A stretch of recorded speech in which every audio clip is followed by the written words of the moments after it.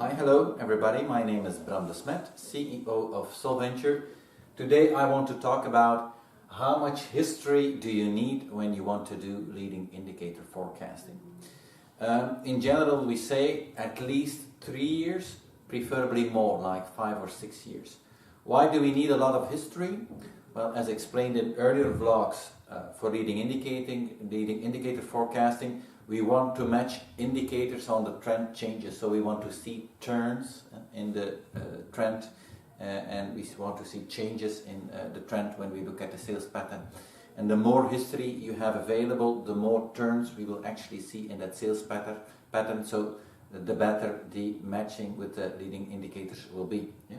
A second reason could be a bit more technical, but if this is your data pattern, yeah, and you already start with a certain term, like this one over here, well, the question is, yeah, what is the trend change here? Really in the beginning of this sales pattern? And the answer is, well, it really depends. Yeah?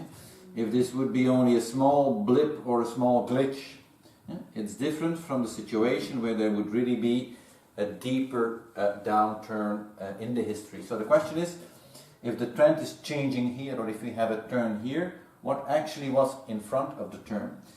Depending on what was in front, yeah, the smoothing would either be something like this, or the smoothing would really be something like this. Right? So the smoothing here would lead into different results. So if you start with a turn, most probably we might even need to discard some of the data, because otherwise it would lead to unreliable or unpredictable results. So if this would be 3 years and I already need to cut off 3 or 6 months, I certainly want to have 6 months as a validation period. Then only I have 2 years left. In 2 years, significant trend changes might be more difficult. So that's another example why in general we prefer to have 5 or 6 years instead of even only 3 years. When we tell that to people, we often get the question, yeah, but what then with new products? Or what do we do with products with a very short life cycle?